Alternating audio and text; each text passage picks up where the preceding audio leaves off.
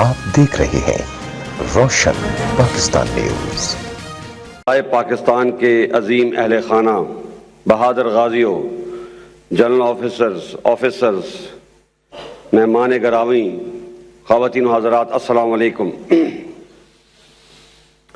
यौम दिफा और शोहदाए पाकिस्तान के मौके पर आपसे बातचीत करना मेरे लिए बाइस फ़ख्र है। अभी जब हम अपने शहीदों से मुतालिक एक शॉर्ट डॉक्यूमेंट्री देख रहे थे तो जहां आंखें नम हुई वहीं मेरा सर फ़ख्र से बुलंद हुआ। अपने शहीदों और उनके बहादुर ख़ानदानों के एहसासात देखकर मेरे एतमाद में मज़ीद इजाफा हुआ। मैं पहले भी कह चुका हूं कि जब भी मुझसे पूछा जाता है कि क्या वजह है कि पाकिस्तान और अफवाज पाकिस्तान ने वो काम किया जो कोई और मुल्क या अफवाज इतनी कामयाबी से नहीं कर पाई, तो मेरा जवाब होता है कि जब तक हमारे पास आप जैसे वालिदैन मौजूद हैं और जो ऐसे बहादुर जवान पैदा करते हैं जो मुल्क पर जान निसावर करने के लिए हमेशा तैयार रहते हैं, तब तक पाकिस्तान को कोई दुनियावी कुव्वत नुकसान नहीं पहुंचा सकती। और यही असल हमारी ताकत है।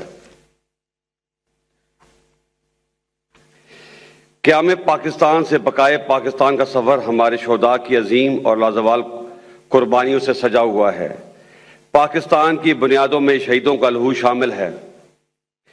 बिलाशुबा एक अजीम जदोजहद के बाद हमारे लिए आज़ाद वतन हासिल किया।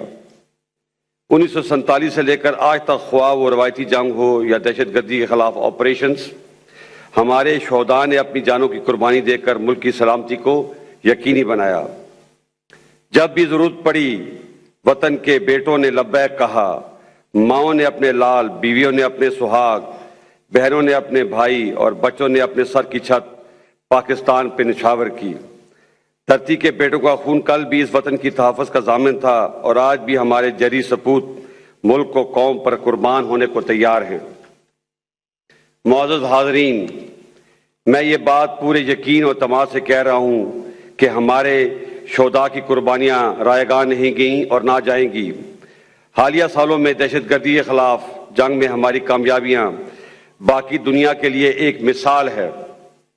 ये एक बहुत लंबी और मुश्किल जंग थी, लेकिन हमारे बहादुर ऑफिसर्स और जवान चट्टान की तरह डटे रहे, वतन की खातर अपने सीनों पर गोलियां खाईं, अपने अज़ा की कुर्बानी दी और अपना कल हमारे आज के लिए कुर्बान कर दिया, मगर पाकिस्तान के दुश्मनों को उनके नापाक इरादों में कामयाब नहीं होने दिया।